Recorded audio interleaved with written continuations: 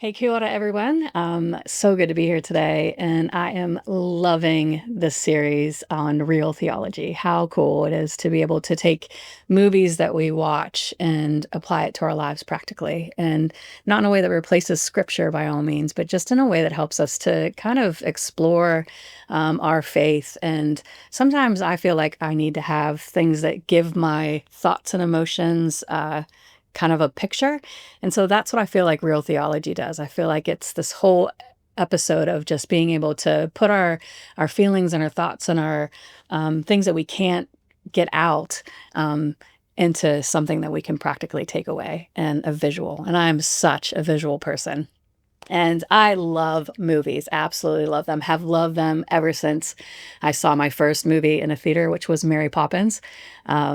I remember my grandma taking me to see it. It was actually at a drive-in movie theater back in the day. I know those aren't around anymore.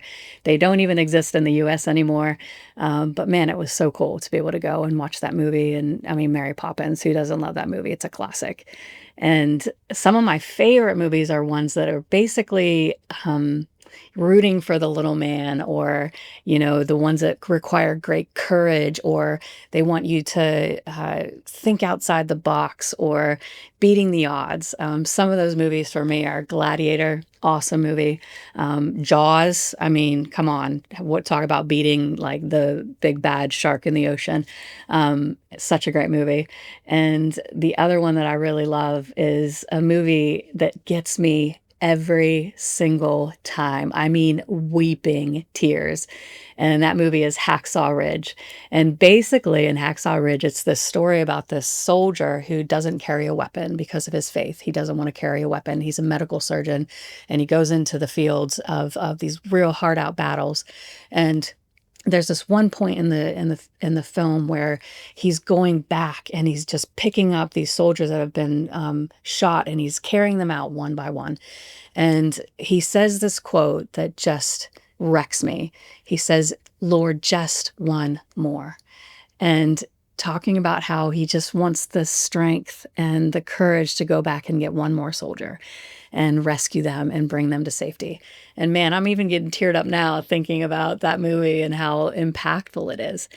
And the movie that I want to talk to you today about is another movie like that, another movie that just grips my heart and soul, and a story about a guy named Dietrich Bonhoeffer, who was a person who stood on his moral convictions and didn't let society or what was normal around him dictate his love for Jesus Christ and his love for people. And that's the movie that I get to discuss with you today. And he talks about this true discipleship, not a theoretical discipleship. He talks about discipleship that costs us something. And Dietrich Bonhoeffer was one of those guys who risked it all, literally, to save people's lives and to preach what it is to be a true Christian, a true disciple, a true follower of Christ Jesus. And he's an excellent example and role model for us today. The movie explores courage under pressure, faith in the face of evil, and the danger of a silent church. All things that I think are so applicable for today and for us as Christians living in a world that is sometimes feels like pure chaos. And the question I want to ask you today, and what I want you to go into this message thinking about, is what does faith cost us? Really? What does our faith cost us? The movie, there's a scene where Bonhoeffer is preaching early in the film, and he is ignited by this desire. I mean, he just basically goes into the church and challenges them with such an amazing challenge that it just something that he loses a lot of friends because of. There are people in the church that day who were being silent in the face of evil when Adolf Hitler was persecuting Jews and killing people and forcing that imposition into the church. And Bonhoeffer sits through this sermon where one of the bishops is basically saying that we need to give our devotion to Hitler, not to Jesus. And this infuriates Bonhoeffer.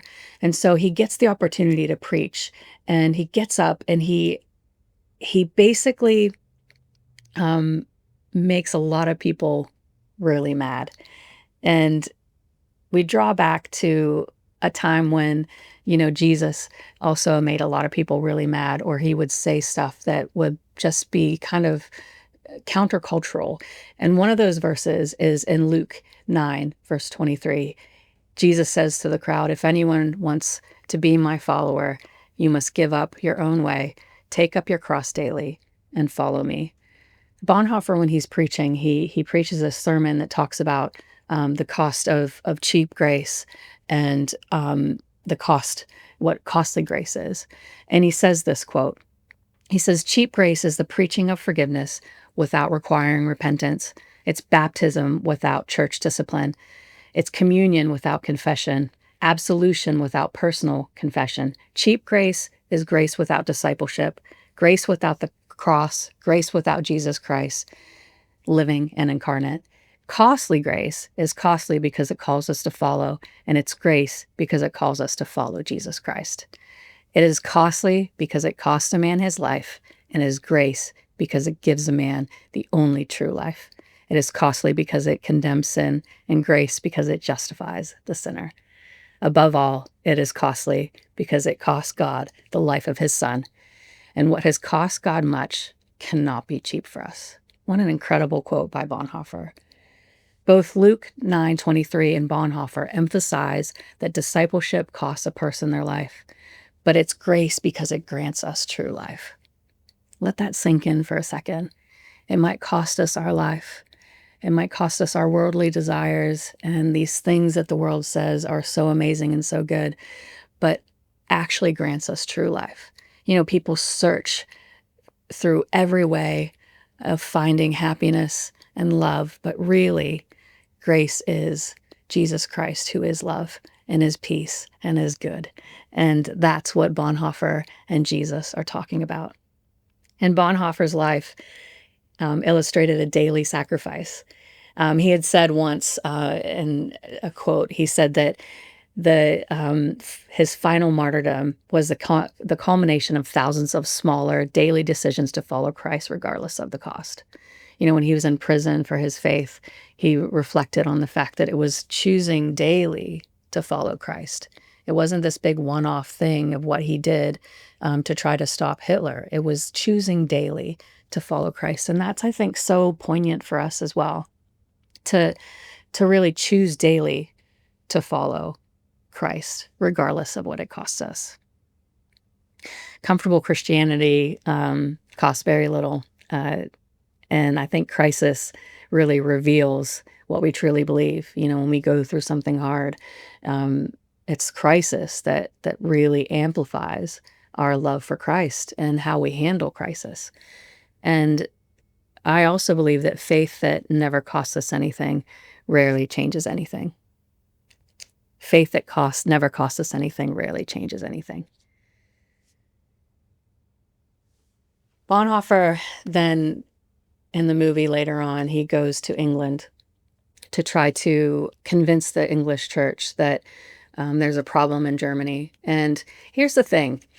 And I think what the movie for me did was it highlighted the fact that what was going on in Germany was going on for a while before the world was made aware of it. And so there was these concentration camps and the people with gold stars on them that signified that they were Jewish, and all of these things being done in the dark and just within the confines of Germany, and nobody else knew about it. So when Bonhoeffer goes to the English church, he confronts them about what's going on. And, classic, we sometimes as Christians think, well, that's an over there problem. That's not a here problem. And that's basically what the English church said to Bonhoeffer when he was trying to explain to them how the atrocities that were happening. The church basically said to them, well, that's a German problem, not an international problem. But it was, in fact, an international problem. And another vicar at the time said, we as Christians should be peaceful. And Bonhoeffer replies, do you mean silent? And oof, that gets me because, yeah, sometimes we think as Christians we need to be these peaceful people, and we do indeed, but that doesn't mean that we're silent about things that are going on in the world that are wrong, and people who are suffering at the hands of evil. We have to speak up about it. In my job, I work for a nonprofit organization called Barnabas Aid, where we help the persecuted church. We come alongside and we're the voice for those who are persecuted because of their faith, simply because they love Jesus. And oftentimes we see in the news little snippets of what's going on. Right now, you're seeing a lot of what's going on in Nigeria and how Christians are being killed by the dozens, by the thousands. So many Christians are being killed that they have to bury them in a mass grave. And all because of their faith, all because of their love for Jesus Christ. That's the only reason. And so sometimes we hear these things, but there are so many stories of persecution happening today that we don't hear about. We don't hear about what's going on in Myanmar and how Christians are being forced from their homes. We don't hear about what's going on in Uzbekistan or Kyrgyzstan or all of these places, India, where persecution is at an all-time high. Me as a Christian, regardless of whether or not I worked for Barnabas Aid or not, my I need to not be silent. I need to not sit by and go, oh, that's an over there problem, not a here problem. Or what can I do about it? I'm in New Zealand. We are called to do something about it. We are called to speak. And so silence, silence is a moral decision. We as a church need to be the first ones to speak out on behalf of the persecuted church or on behalf of Christians who are suffering. We need to be the first ones to speak out, not the news, not the media, us. And how are we doing that today? We have a world of technology at our fingertips. I was just thinking today about how we can take our phone and copy something on our phone onto our computers. I mean, technology today is absolutely insane. And we have this platform where we can share and we can speak out and we can do good and we can help bring a voice to those who are silenced. Bonhoeffer saw something terrifying. He didn't see the church disappear. He saw the church compromise. And when he was doing his sermon, one of his famous quotes is that he says, "Silence in the face of evil is evil itself. God will not hold us guiltless. Not to speak is to speak, not to act is to act." Those are powerful words from Dietrich Bonhoeffer. And he said that in a way that was just so poignant and so direct. And he didn't care what it was going to cost him. He lost a lot of friends that day. He put a target on himself with the Nazis, but he spoke it anyway. Because silence in the face of injustice is not neutrality. Neutrality is an illusion. When we have these things happen, we can't be silent about it. Not to speak is to speak. And the church today, us today, me today, I need to make sure that I'm living my faith loud, proud, and with gusto. And that when things are happening that are wrong or countercultural to what our Bible believes, then we need to be the ones to speak up, no matter what it costs us. Just like Bonhoeffer says, it's not a cheap grace. It's a grace that costs us. Later on, there's a man named Martin Niemöller. He's another pastor with Bonhoeffer. And in the beginning of the movie, Bonhoeffer has this conversation with Martin Niemöller, and he basically says, "Can't you see what's going on with the church? The Nazis are wanting us to preach something different to what the Bible says." And at that point, Martin Niemöller kind of defends what's going on, not in a harsh way, but he kind of just doesn't really get it yet. And at one point, this switches because he sees the atrocities that are happening. He sees what's going on. And so he gives a sermon that is in the face of the Gestapo that is sitting in the church pews that day. I mean, it's pretty gutsy. And what he says is often used as a poem. And he warns about the dangers of silence in the face of oppression, famously stating these words: First, they came for the socialist, and I did not speak out because I was not a socialist. Then they came for the trade unionist, and did not speak out because I was not a trade unionist. Then they came for the Jews, and I did not speak out because I was not a Jew. Then they came for me, and there was no one left to speak for me. He got it. He understood what was going on. And although at one point he just stood by and let it happen, he made a statement in front of the church that day that was so spot on that, and he put a target on himself.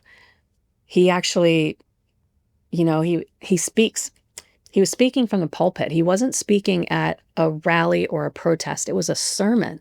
And it was a sermon that states the truth plainly. And the thing with this, and the thing with Martin Niemöller, is that followed him swiftly.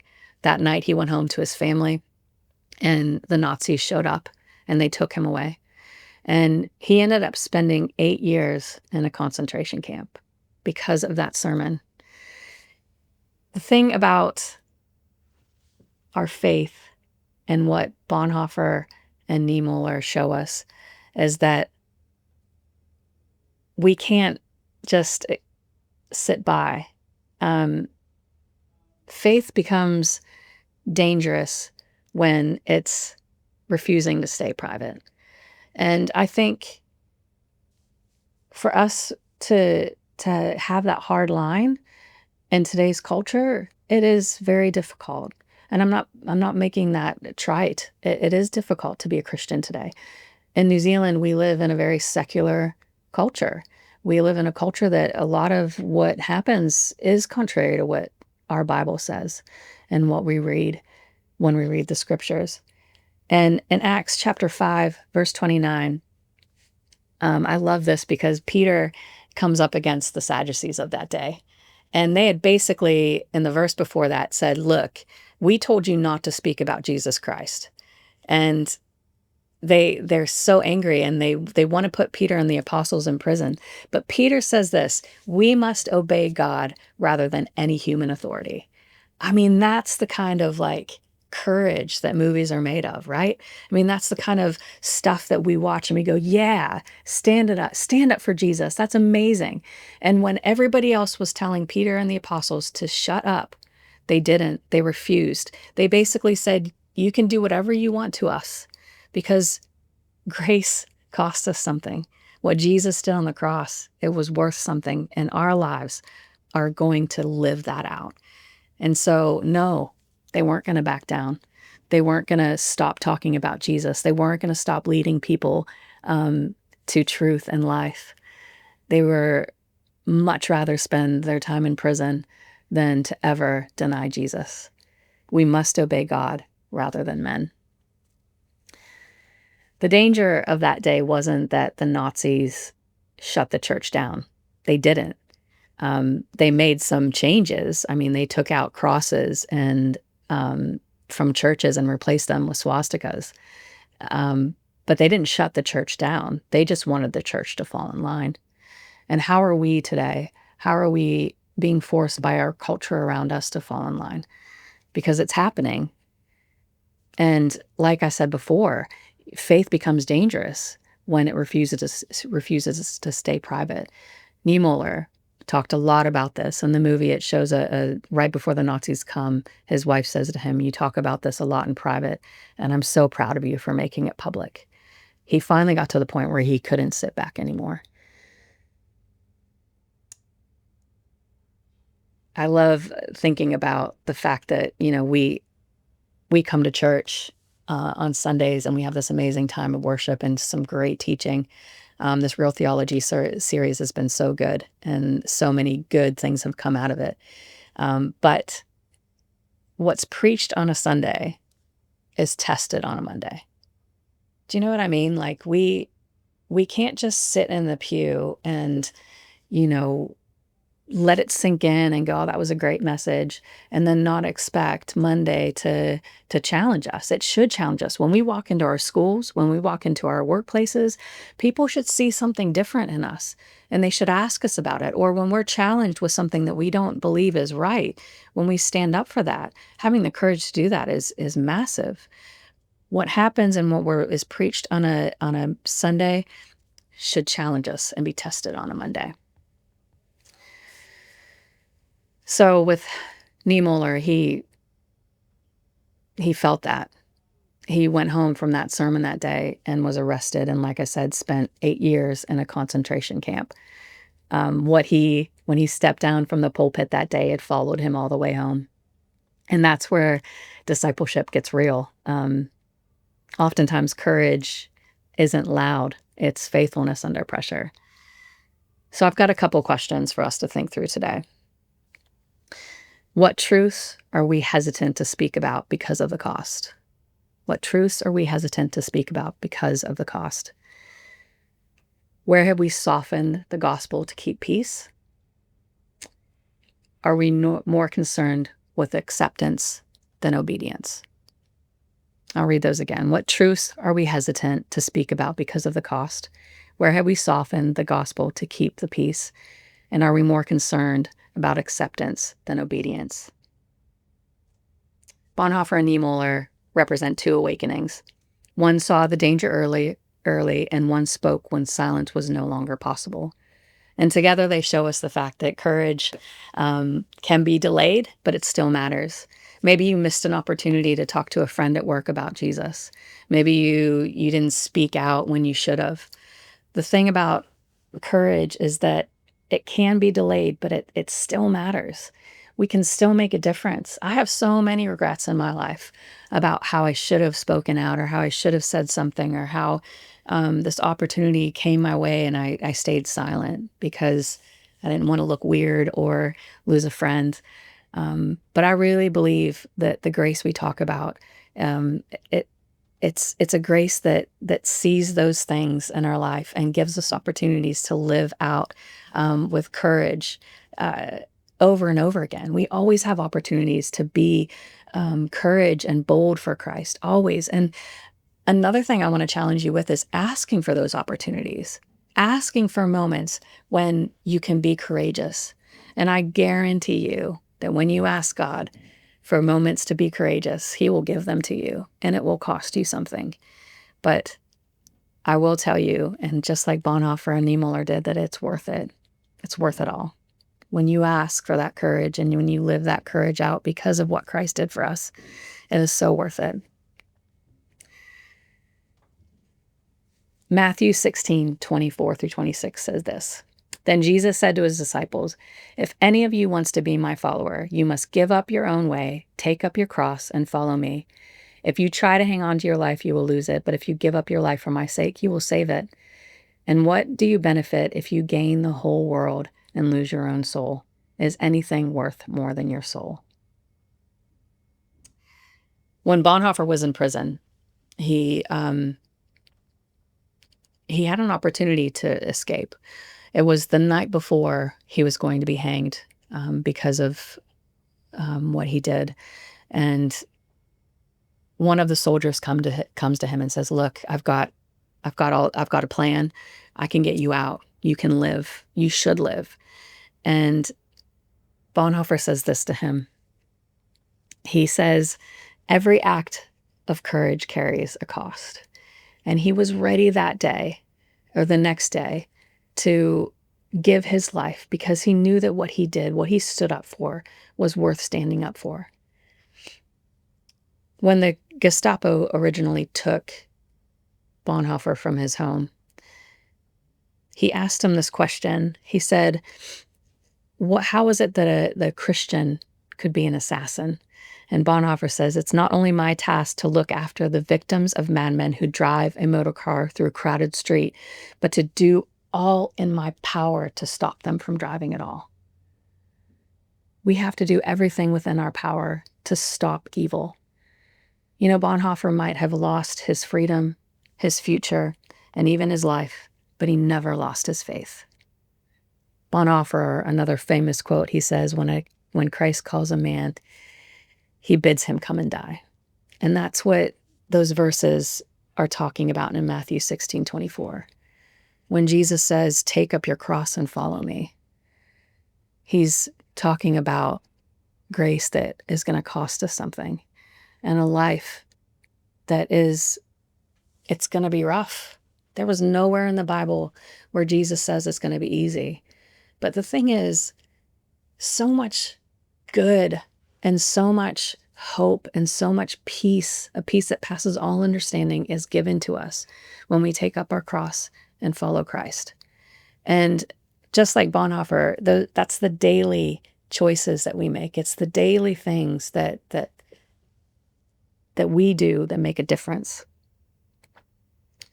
When Christ calls a man, he bids him come and die. It's us dying to worldly desires, maybe getting passed up for a job because of our faith, our own plans to follow Jesus. For me, that's, we go, okay, well, I'll follow Jesus to this extent, but I won't do this, or this is what I think it looks like to follow Jesus, to have rainbows and butterflies and, kumbaya, that kind of thing. But Jesus might have a different plan for us. He might have something different for you and I that we need to be open to. When Christ calls us, he bids us come and die, and it's worth it. So my final questions to you are this. Where has the church become too comfortable? Where have you become too comfortable? Where have I become too comfortable? Have we confused peace with compromise? And what does faith cost us in our context? You're going to walk out of this church today, and you're going to walk into a Monday, and I pray that your faith is tested. I pray that you have an opportunity to be courageous for Christ. I pray that you have this reminder of the verses we talked about today in Matthew, where it tells us to take up our cross and follow him. And with the persecuted church, many people have that Bonhoeffer level faith. With Christians today, over 300 million Christians are killed for their faith. And it's a real issue and a real problem. It's people who don't have a voice. And we as Christians, we have to have that voice. Barnabas 8 has an amazing resource, a prayer booklet that walks you through how to pray for the persecuted church. One way that you can make a difference today for Christians who are suffering around the world, the way that you can stand up for people like Bonhoeffer stood up for people, is to pray for them and to really be vocal about what's going on. Be the first ones to talk about how Christians in Myanmar are struggling, how kids in Cambodia don't have proper schooling, and how people in Pakistan are in bonded labor. We need to be the first ones to share that, the first ones to speak about those things. And so I want to encourage you today. There are a lot of organizations out there like ours who are doing good work, bringing awareness to what's going on with the persecuted church. So download that booklet. There'll be a QR code on the screen for you to download the booklet. And I want to encourage you to do that, because I think today the Bonhoeffers of this world are living in these countries where their faith is persecuted, and they are constantly under duress because of their faith. They experience extreme levels of discrimination, particularly in places like Asia, the Middle East, North Korea, one of the worst places to be a Christian, Afghanistan, where the Taliban has taken over, extremist groups. And again, like the Nazis, there are governmental groups that are trying to push their agenda onto churches. And so we need to be the ones to stand up for them. So here's my closing challenge to you. The question isn't whether or not we would die for our faith. The real question is, will I live faithfully before that ever comes to it? It's not whether or not we would die for our faith. We are asked to take up our cross, but it's asking yourself the question, will I live faithfully every single day of my life? And will I make sure that my life matters in a way that challenges people around me to come to Christ, to come to true faith, and to live for him, because he is everything and he is so worth it. Bonhoeffer gave up everything because of his love for Christ and love for people. And we don't have to do that. We're not going to be in a place most likely where we're asked to give up our life, but we are going to be in a place where we're asked to live faithfully for Christ. I want to do that, and I know most of you want to do that. And so Micah 6:8 says this: He has shown you, O mortal, what is good, and what does the Lord require of you? To act justly, to love mercy, and to walk humbly with your God. Let's do that. Let's love mercy and justice and walk humbly with God today.